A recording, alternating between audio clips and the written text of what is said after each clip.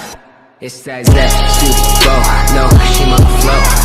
Yeah, yeah, yeah, yeah. It's that super flow. Hi guys,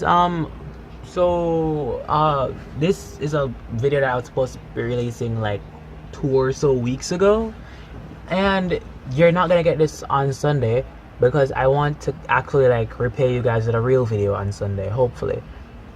Because I'm not gonna be releasing much videos for like 2 or 3 weeks, mainly because of exams. And yeah, now what you're about to see happen right now is the Q&A that I've been saying was gonna happen the week before but didn't happen. All people who did leave questions, thank you for leaving your questions, and they will all be answered right here right now.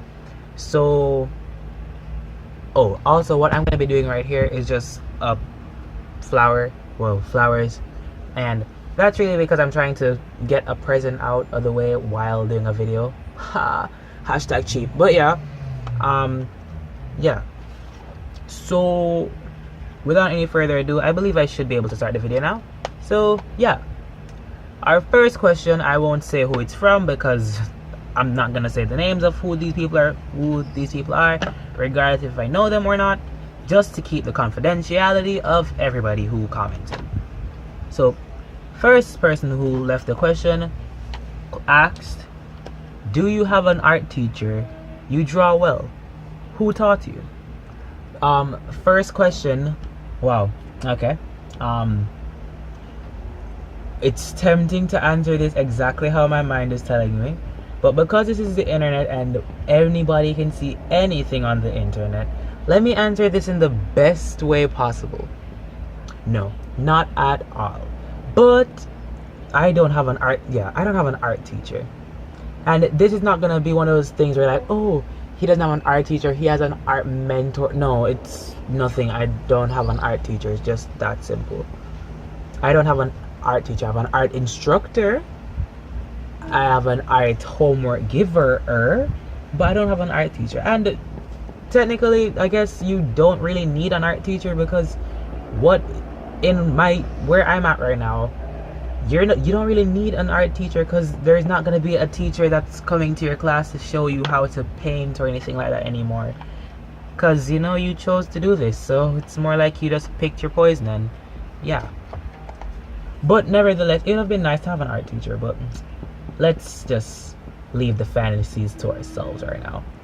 The next question is, do you plan to pursue art professionally?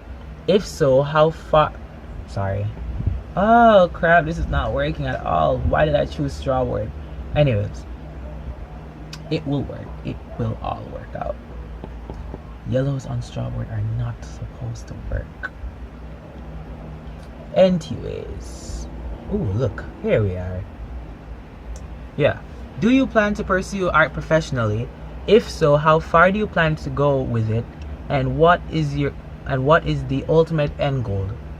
Firstly, this is actually like the only question of all of these questions that I didn't have to fix the grammar nor change any of the spelling on anything. So thank you whoever commented that. I'm not gonna say the name again, so yeah. First part of that question was, do you plan to pursue art professionally? I've been thinking about it, though I'm not completely sure anymore. I don't really know what exactly I want to do. I'm pretty young still, so I have time, but like, I'm not completely sure exactly what I want to do. Though, at the moment, it's a yes. I want to do it professionally, because you have a talent, and it's more like it kind of gives you a job already when you have a talent. It's like if you can sing, you kind of just get born with a job. Even if you don't do that job, you already are born with it. So it's like a backup in case you don't find anything else. But yeah, that's not how I see talent. But yeah, that's a conversation for a different video. And the next part of the question is, how far do you plan to go with it? And what is the ultimate end goal? I've never actually thought about it. As I said, I'm still not completely sure what I plan on doing in the future, but at the moment, I'm really just thinking about like just doing art and doing really well at it, because I don't really want to get to that point where art becomes more of like a task for me. It kind of already started to do that since high school, but I don't want it to really become too much of a task. I want it to be that one thing I can always turn to when everything's feeling stressful.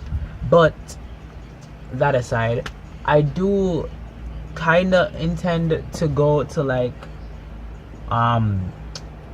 AI, which is the Art Institute, and that's in Vancouver. That's somewhere I've been thinking about for like a while and a half now. So yeah, because and the ultimate end goal is to be an animator, which is something I've been thinking about again for some time, mainly because I'm not gonna answer a question I wasn't asked. Let me not do that. Yeah, the ultimate end goal.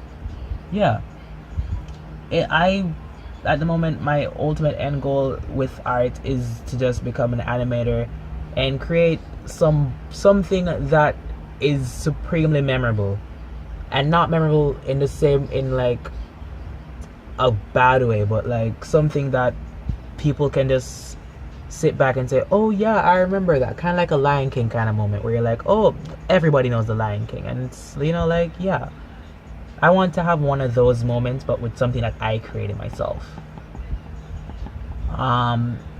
Next question. Are you a sadist? Now, before I answer that, let me ensure that I'm answering this correctly. Let me just even Google exactly what a sadist is, just to ensure that I'm answering your question perfectly. Define sadist. Is that even how you pronounce it? Sadist? Pause. Is that how you pronounce it? I want to believe that's how you pronounce it. Let's ask Google real quick. Sadist. Sadist. Wow, that sounds evil. Someone who derives pleasure, especially sexual gratification, from oh my god. Wow. Not really, but it happens I think we all have a little bit of that in us. Let me read the entire definition so you get what I'm trying to talk about. The last part where it says someone derives pleasure from inflicting pain or humiliation on others. Don't get me wrong, I'm a pretty nice-ish person. I don't believe in hurting people as a means of feeling confident, but there are some times when it's funny at times. I can't lie, it's funny sometimes, as long as it's not like a serious situation where the person is seriously affected by it. That's different. But where it's more like, something funny kind of happened, or they did something kind of dumb, and then you're gonna hold that against them for the rest of their lives, and it's kind of humiliating, but it's a funny humiliating where everybody can laugh because, yeah. Okay. My next question. Okay, this is one of those thinking questions. How does this look on camera, by the way? Let me just check real quick. Wow, I don't think you can see anything. Can you? Yeah, you kinda can, but Anyways. How should a male treat a woman? Okay. This is a question that I wasn't really expecting to get, but I'm kind of gladish that I got it because, I got a question. So yeah, my response to that, it's probably not going to be exactly what you would expect, but I'm going to answer this question with some extra content to it so you get the full gist of what I'm trying to say. I believe that guys should treat women like, I don't want to go with the cliche of treat them like your queen, like, please. Because if you're treating a girl like your queen, you're definitely not going to have children. I kid you not. You can't touch a queen. But yeah. I believe that they should treat their woman or girl or feminine counterpart. Wow, that sounds way more. Anyways. Like she is one of the most important things in their lives. They should spend as much time with her as possible and try their best to make her happy, as long as they aren't putting their own happiness at risk. And that's something that I've been seeing a lot, where a lot of people tend to put the needs of others over their own, which, don't get me wrong, trust me, being selfless is a pretty coolish thing, but it's not that cool when you're selfless but selfish to yourself, because trust me, there's a possibility somewhere in the universe that something could happen in your relationship. I'm not gonna say that it's going to happen, and I'm not saying this towards the person who asked the question, I'm just saying it as a general. But there's gonna be some day when something happens in the relationship, something isn't working too well in paradise right now, and it's not gonna be that pleasurable to be saddened by the fact that by the fact that like you've been doing everything for this girl, and then when it's over you're like, what was this all for? I gave her everything she took. Okay, sorry. Yeah, she took. Oh gosh, I would actually end up saying the lines of the song. Anyways, I don't believe that it's right for you to sacrifice your own happiness for anyone, though I do believe that you should actually treat them really well. So if you can make sense out of what I'm trying to say, because you're gonna want, if that person is not necessarily the perfect person, I'm not gonna tell you that the person isn't the perfect person, because who knows, but if things should ever not work out, you'd have given your everything to this person, and when you give away everything, okay, hi, bye. Yeah, when you give away everything to this one person who you believe is so special, what's gonna be there for the next person who you think is gonna be so special? And an even better question is, what's gonna be there for yourself? Because if according to math from back in like primary school, basic school, elementary, whatever, K, whatever, and primary, whatever, when you give, you no longer possess that. And of course, it's not like that with everything, because if you give love, you still do have love, it's just that you don't, whatever. But I personally think that you should give your all in a relationship, but you should not give your all to the point where it damages you, because if it should end, you're gonna feel like crap. Take it from me, I've been through a bit too many of those situations where you end up feeling like crap, and it ain't pretty, okay, trust me. But yeah, next question: what do you aspire to do with your talent? I basically answered that question already, but I can answer it again. To become an animator. Wow, I can't believe I spent like 3 or so words. Anyways, question number 6: what is your inspiration to make you start doing art? Based on how this question is phrased, the answer is a bit easier. Most times when I don't feel up to it and I want to create art but I don't know what to do, I normally scroll through like Instagram and stuff like that to see what other people have done, and just see what, if anything, there would inspire me. Or I'll just look at myself, not look at myself and like look at my reflection. Trust me, I don't want to sin myself that much. But like, I'd look at things that I believe in and the things that are of this world at the moment that I don't really agree with, and if it at the moment intrigues me, I'll make a piece on it. And and most likely it'll be on my Instagram page. Also, my Instagram will be linked below, #plugged. Anyways, so yeah, wow, that was literally like an ad. Wow. I also at times like watch anime and stuff like that, or even look at other illustrations, even if it's in a game. Also, speaking of games, I have a playlist somewhere at the corner of the screen. I'm hoping that it's at the corner of the screen where you will see my playlist of other game characters, and trust me, it is pretty cool down there, so please go and check it out. I'm again gonna leave it somewhere near the top of the screen so you don't have to look too far for it. It's so far it's pretty much just Fortnite characters, but if you're not a Fortnite fan, which don't worry, I know some people aren't, it's a thing apparently, I don't know how, but it's a thing. So if you aren't a Fortnite fan, just comment down a game or a character from a game that you'd want to see, and I'll try my best to recreate that character or replicate it. Yeah. Next question. Oh, also sometimes if you look at books, like actually read a couple of the words in there, and you hear how they describe those characters, it kind of makes build an image in your mind. And if you're that idle, then you could actually draw the character, which is something that I've done before. So yeah, my next question is your talent for art something that runs in the family, or did you just pick it up?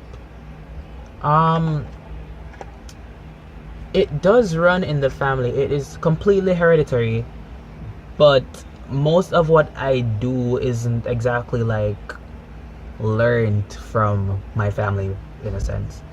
Because I know when you say like oh, I got this from my family, it's like a hereditary thing, and then they're like, oh, so your parents taught you how to draw. It's not exactly that.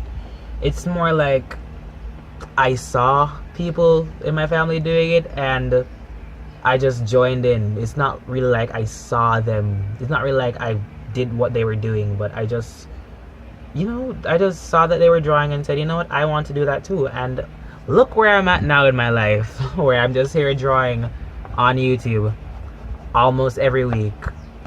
Wow. Anyways, what kind of impact do you want your art to have on society? Based on the phrasing of this question, it does not sound like it's animation based, which is what I actually thought of becoming, an animator. But let me still answer it in both ways, because the intention would be different for both. As an artist, as an artist itself, what impact do I want to have on society? I want to be known as, if I were to ever be an artist, I'd like to be known as one of those artists that tackle pretty important and big problems, and one that people look up to as one of the greats, and one day someone would look at as their role model for art, which would be really amazing, trust me. I want to end up creating something that people can really sit down and think on and say, wow,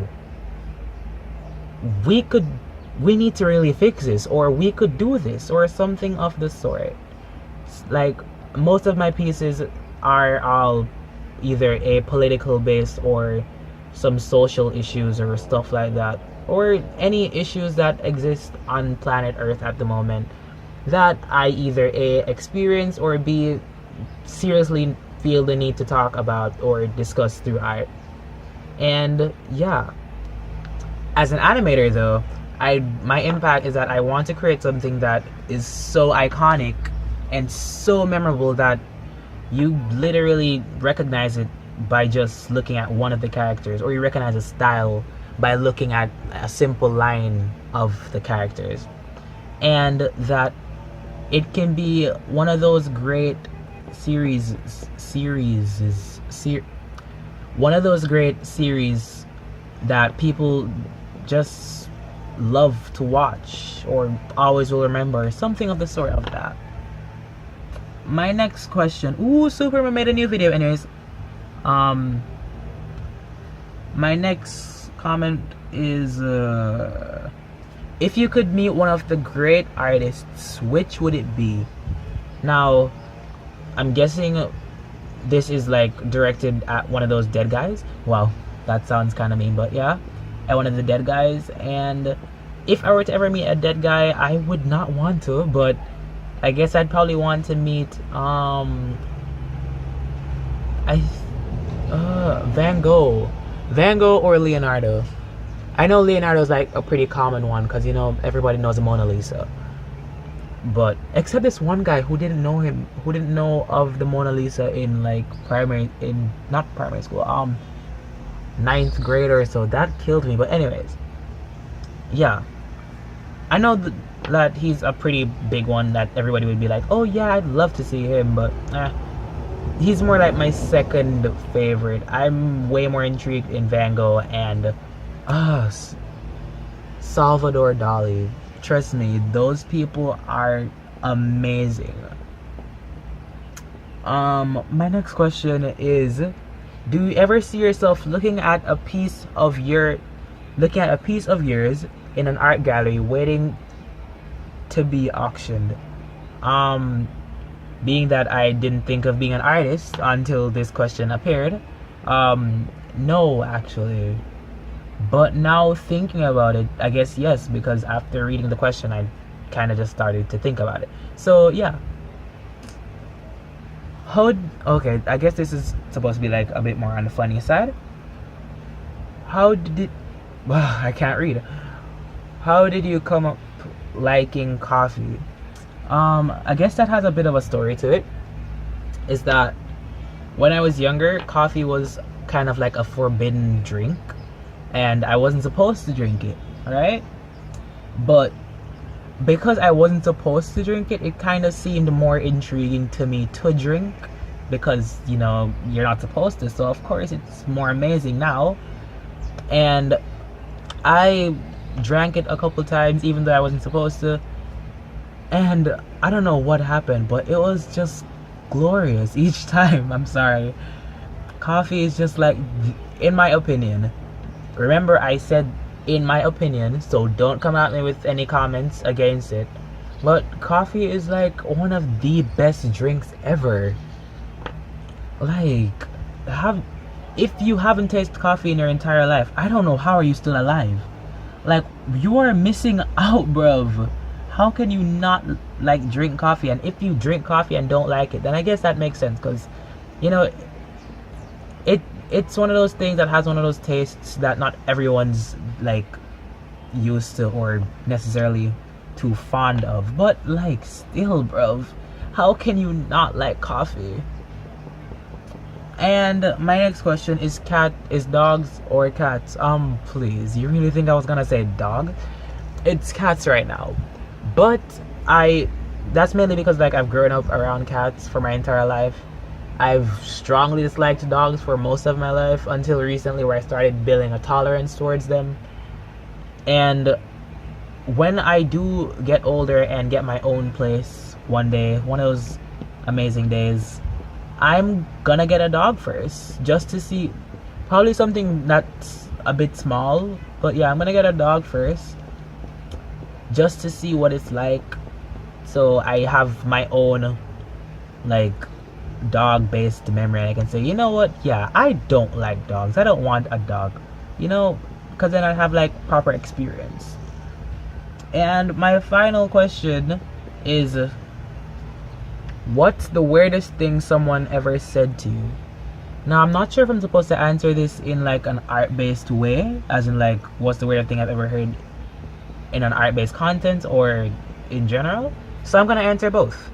Art-based, the weirdest thing someone has ever said to me was actually a request that someone once made, where, well, it was more like a question, and I was talking to someone, and it was a girl, and she seemed somewhat interested, and asked, okay, for my younger viewers, please listen with caution.